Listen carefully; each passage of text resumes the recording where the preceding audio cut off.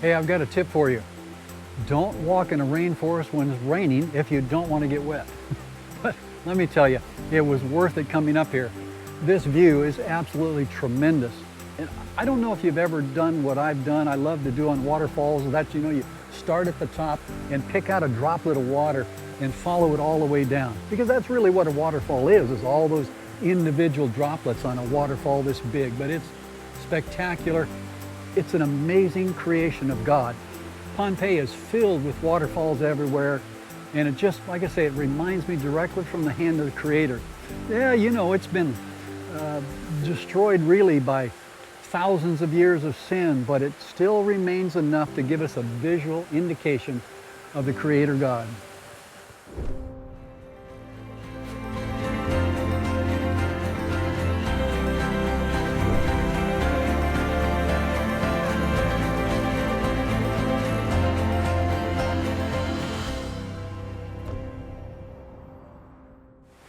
Well, I just came under from the wet to the dry. There's a huge overhang with a cave I want you to check out in a moment, but I mean, it's wonderful. I'm soaking wet, I'm filthy dirty now, but this is what you come out here for. This is the fun. This is the exploration, to see the beauty, to see everything of God's creation. You can hear the waterfall just right off to the side of us cascading over the cave. So now it's time to check out the cave.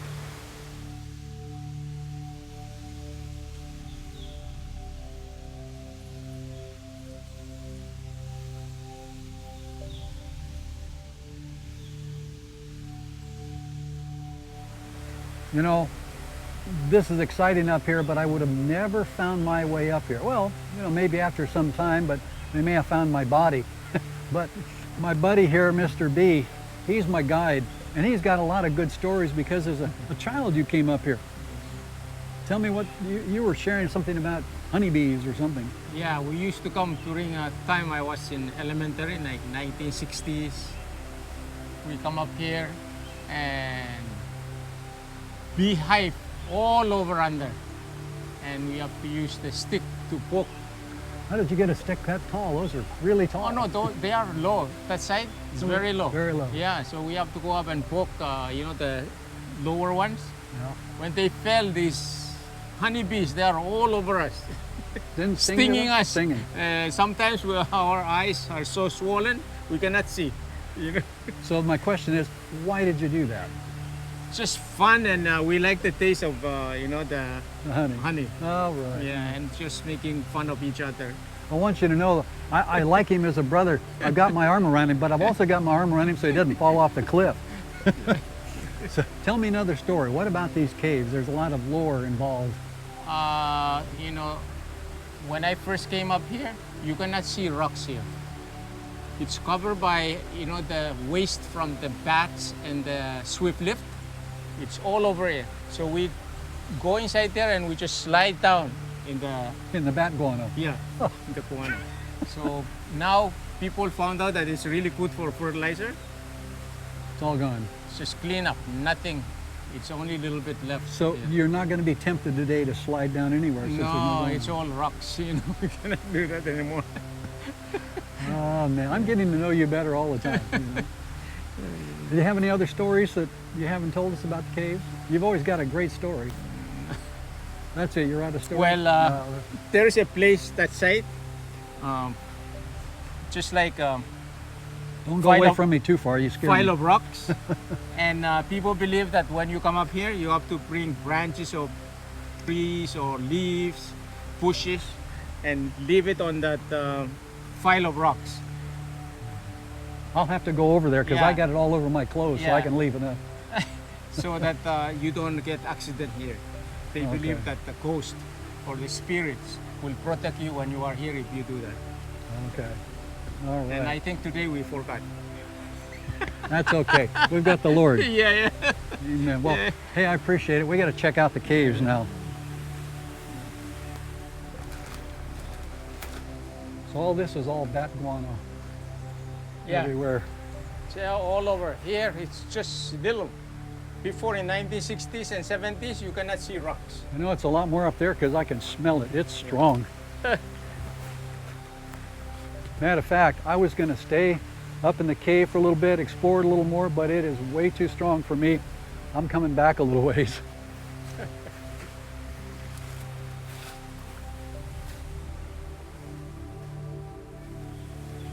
This is absolutely beautiful.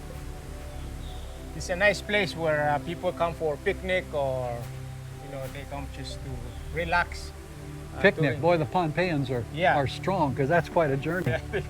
But whenever they come here, they have to, they believe that you have to bring leaf or things, something to offer to the spirits here, Okay, so that you will have good luck here. There So will you- be no so you grabbed the leaf. You're Yeah. going to show us how it's done. leaves. And see, people who came before us, they have all these pile of leaves there. And what spirit is this supposed to be to? I'm not sure, but they say the spirit here will protect you while you are here. So they just kind of cover their bets, hedge their bets. Yeah. So, They don't know if it works or not.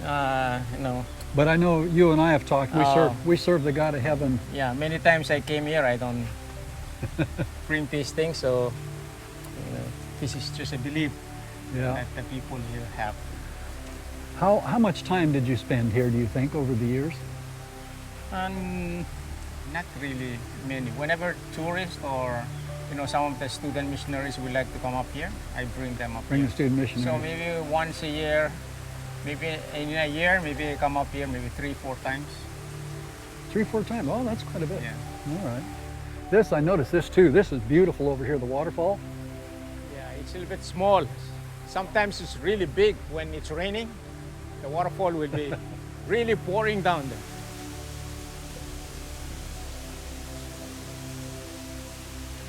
I had to stop here for a moment and just give you an idea of the grandeur of this location. It is massive. It's stunning. Absolutely beautiful. And then I think about the size and I feel like almost an ant against these massive cliffs. I think about the Lord. Isaiah says, I sit on the circle of the earth. Everybody's like grasshoppers to me. God is so awesome, so wonderful. And to think he came down here to planet Earth, to talk with us, to walk among us. Is this amazing? Yes, it is. God is more amazing. We've got so much more for you. I invite you to stay tuned because we'll be right back.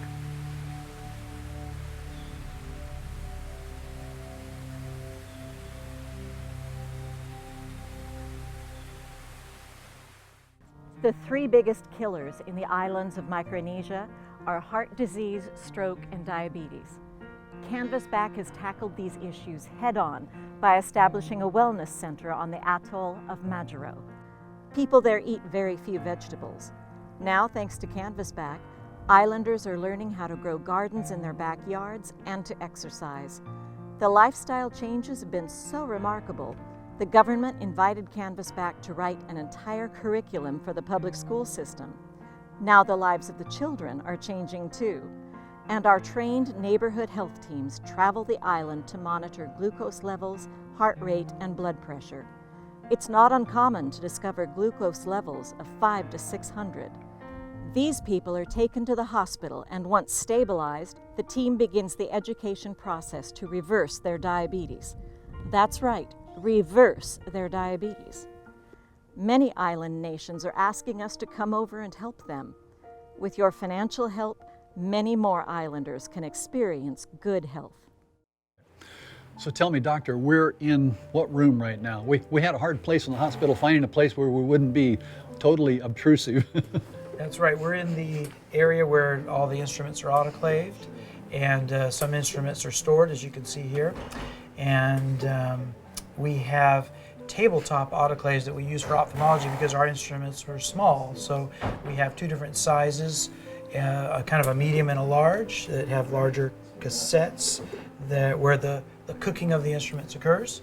And as we're talking here, you'll hear occasionally a little Yeah, what sound. is that sound for our viewers? It's going to drive them crazy probably, but we'll focus on you. Right, but that's a sound that it makes having to do with, just like in a pressure cooker, it's maintaining a certain pressure as the instruments are being cooked. And then once the cycle's done, then it starts venting off gas, which is another interesting sound you may hear as we go along. Okay. Can I assume that your team brought all of these instruments? No, these are instruments These are- that the hospital has, and they are generally much larger, and for all different types of cases that they might do. Okay. There's general surgeons here, and we've already witnessed them doing some amputations. We've also witnessed a C-section birth. Not, I mean, through the window. We didn't assist with it, but So there everything, are other normal cases going on here. everything you bring is more specialized, a lot smaller, typically.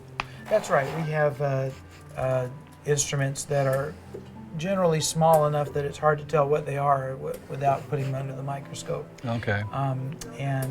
So an entire tray would be about, a little bit bigger than my hand, of say 10 or so instruments that we would use for a routine case.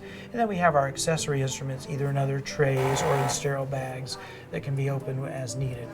Now, I know you've got a real heart for Canvasback. You've been a driving force recruiting and bringing people together to participate in these teams. Tell me a little more about that.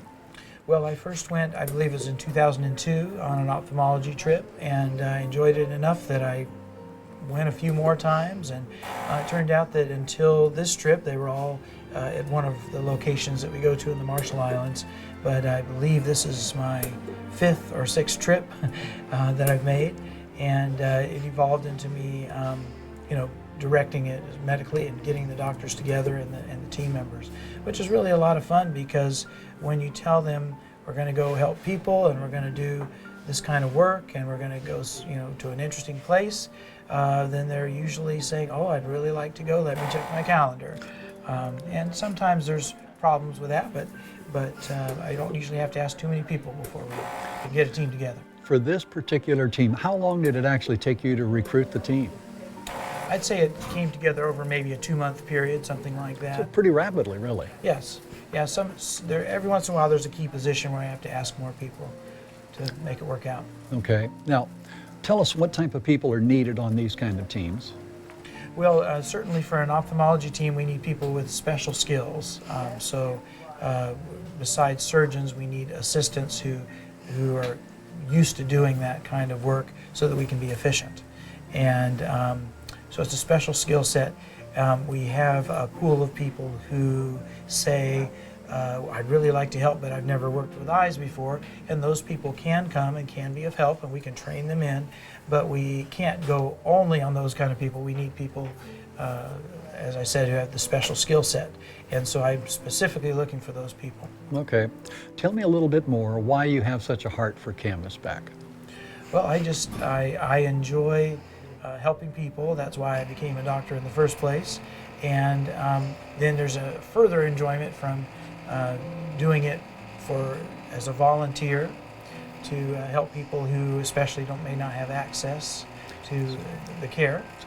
Nobody gets paid for this. That's right. It's a volunteer thing. So that's a special joy. So when I go on a vacation, that's enjoyable. But it's even more enjoyable to spend vacation time doing something that's helping people. And we usually have a day or so where we can we enjoy the area we're in, do an excursion or something. That's fun too. But the biggest fun is working with the people, seeing the smiles on their faces, and knowing that we've made an impact in their lives. We were watching some post-op removing the bandages. These people who couldn't see apparently hardly the hand in front of the face all of a sudden can now see it. Right. That's got to be rewarding. Right, and we don't always get to see that here, but when we operate just before the weekend, then we get to go in on the weekend and see some of that, which I was able to do a couple days ago. And that's probably the most fun of the trip for me. Get to see the fruits of your labor. Right, because the doctors who are in the clinic all the time, they see it pretty much every day, and that is probably one of the more really fun parts, is to see those smiles. But I get to see them on that one day, and then sometimes as we come in and do their second eye, that's often possible to do on the trip, and then we get to see them. Why do you do one eye at a time? Oh, well, there are some risks with surgery, and one risk is that they could have an infection in their eye, which can be devastating. Usually if we catch it, we can reverse it, but it could be devastating and even lead to loss of the eye, or loss of vision, or loss of the eye itself. And so this is a reason probably not to do both eyes at once, although to be honest, it is increasing in its frequency around the world and how it's being done. but I would say probably not the best for a mission situation. And so that's why we steer clear of it. Another thing you could think of is that we're putting an implant lens in. It's based on a calculation, and that calculation could be off to the left or to the right. That is nearsighted or farsighted. And if you do the second eye at a different time, then you can change the lens implant for that eye to try to make the outcome be even more precise as possible. Rabuti was born blind. That's right, he couldn't see at all. The entire family were his caregivers. Their lives were completely tied to the needs of their little son. The doctors at the hospital lacked the experience to provide him with surgical help. This situation continued for 6 long years. Making less than $100 per month, there was no way to ever afford the surgery. Even if they could fly off island, the surgery in another country could be $12,000. It looked like all hope was gone. Enter the Canvasback super team. Rabuti was examined and the surgery was performed. The day the bandages came off, he saw his parents and siblings for the very first time. He and the family were set free. There are more children like Rabuti who are in desperate need. You can change many lives. Please give sight to the blind. Log on to canvasback.org today to give your gift of love. Dr. Chin, I heard him say this morning in our meeting, I believe it was the greatest cause of blindness is glaucoma? Well, he said cataracts. Cataracts, excuse me, yeah, cataracts, worldwide. yes. Yeah, there's estimated to be about 20 to 30 million people worldwide who are blind in both eyes from cataracts. And this is an estimated number. It's hard to really pin it down. Many of them are in the areas of the world that you would expect that are the poorest and have the least access to health care. I have a colleague who's been to Ethiopia where there's probably over 1 million of those patients are in that country, where there are approximately, I think, 4 ophthalmologists per million residents, or maybe somewhere around there. And some of the areas are quite rural, and so the more remote a place is, the more likely there are to be patients that are underserved by health resources like that. The Canvasback is always in need of volunteers. Many volunteers are going all the time, not just eye, but orthopedic and gynecology and ear, nose, and throat specialist, and the list kind of goes on. What would you say to folks of why they're needed? All their expertise or non-expertise, assistance, whatever. Why are they needed? Well, they're needed because you need many hands make light work, and that's the way I would say it. So we need people to come. We need their enthusiasm. We need but we need their hands, to do the work that needs to be done. And at every phase of the trip, there's supplies to be dealt with. There's patients to be dealt with. Sometimes when children of the workers come along, we use them as runners to communicate back and forth, pass notes or walk patients back and forth between the clinic and the operating room area. So we try to get everybody involved. And when we have a smaller trip and fewer people, then there's so much more exhausting, because when you try to do everything yourself, then you can't take care of as many patients. Now, I've heard this before is, well, why don't you just stay in the United States? Because there's lots of need right there. Why travel halfway across the world? Well, I would not deny that there are needs in the United States. I would just say that it seems like there are greater needs than other countries. And there are patients in the United States who do not have insurance, and I have been involved personally in helping some of those patients to get cataract surgery that they need. And that's very rewarding also, believe me. And we get some wonderful thank you notes from patients who we were able to help them get care that otherwise they couldn't have gotten. So we have that everyday mission that we do back home. But I would say that the absolute numbers of those patients are pretty low compared to some other places in the world. Okay. The financial numbers for Canvasback. It costs money to bring a team here, but the amount of money that comes out of it as far as the, well, basically the amount of money that's, what's the word I'm looking for? It's about $1 million worth of procedures and things that are done totally free for the people. Why would you say, and I know you're a supporter of the ministry financially also, why would you say that people should support Canvasback? Well, my answer would be that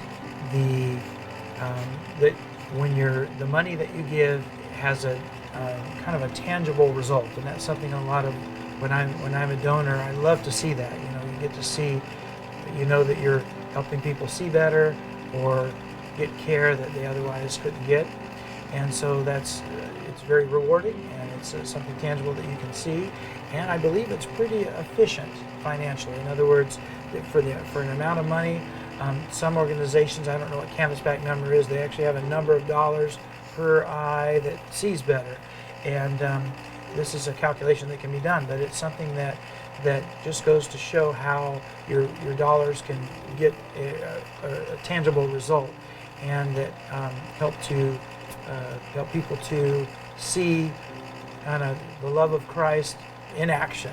You know? Amen. And I think that's a neat thing. It's called trigger finger.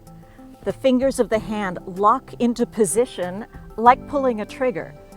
This can be a problem for a teacher who needs to be on the computer all the time. Rosalinda even saved her money and went off island 2 different times to visit doctors in other countries. No relief. 4 long years and no answers. But then the Canvasback orthopedic super team arrived on the island. They did the needed surgery on both hands.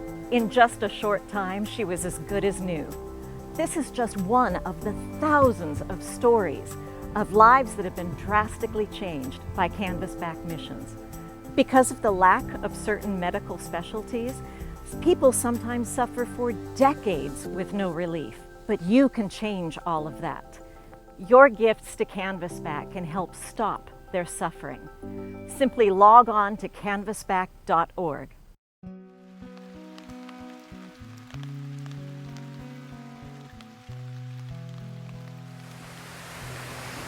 Wow, it is raining out there.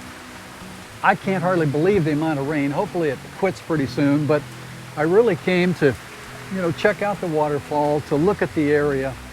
And as I look at all this, I can't help but think about Jesus Christ.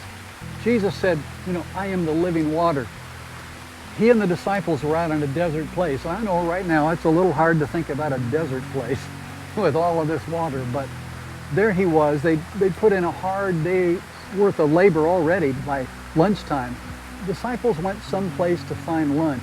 Jesus lingered around this town of Samaria. Now, the Jews, they didn't really care for the Samaritans. They didn't talk, they didn't communicate.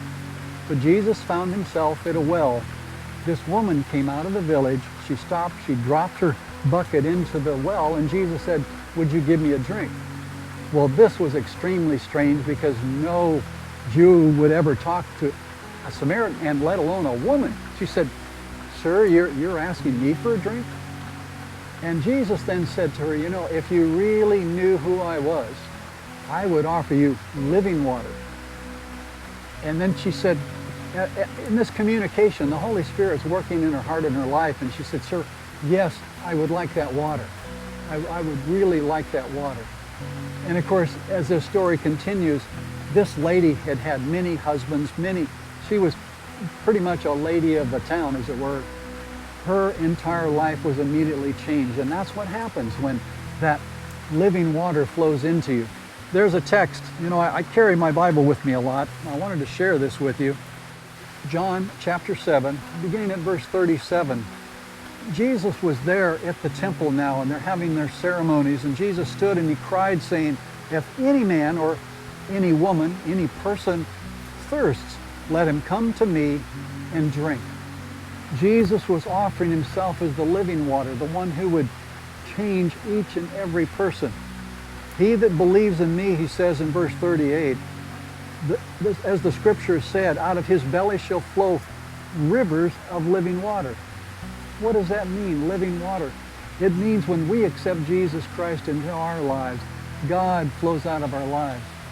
I was at the Dead Sea one time, and there at that Dead Sea, everything's dead because everything flows in but nothing flows out. You see, we've got to have, when Jesus comes into our lives, we've got to have that water flow out too. We've got to share with others. We've got to go and share. You know, that's what a lot of the team is doing here, is sharing.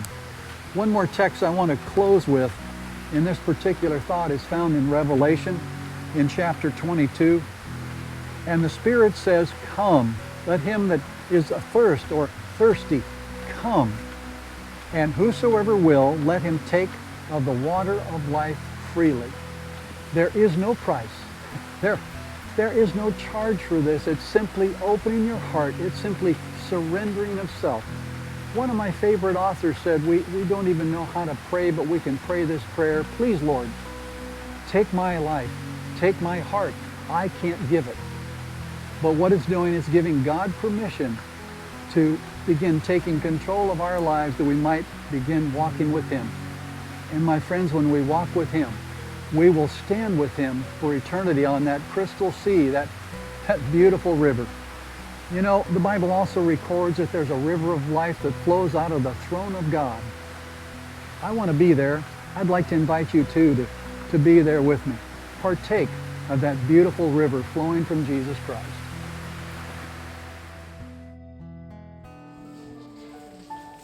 Our Canvasback volunteers are bringing hope to those who have no hope. They are providing healing to those who are in need. Every volunteer takes time from their busy schedules to help others for no pay at all. That's right, our help is virtually free of charge. Surgeries that could cost thousands of dollars are performed for no pay.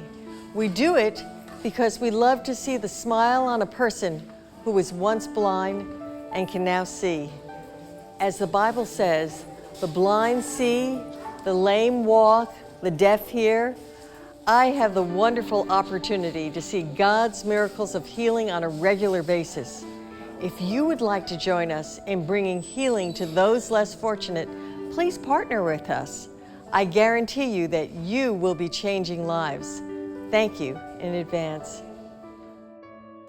To be a part of this exciting ministry, write us at Canvasback Missions, 940 Adams Street, Suite R, Benicia, California, 94510. You can also log on to canvasback.org or call us at 707-746-7828. Thank you for watching. Please join us again for another exciting island adventure. Remember, Canvasback is making an impact on hearts and lives, one miracle at a time.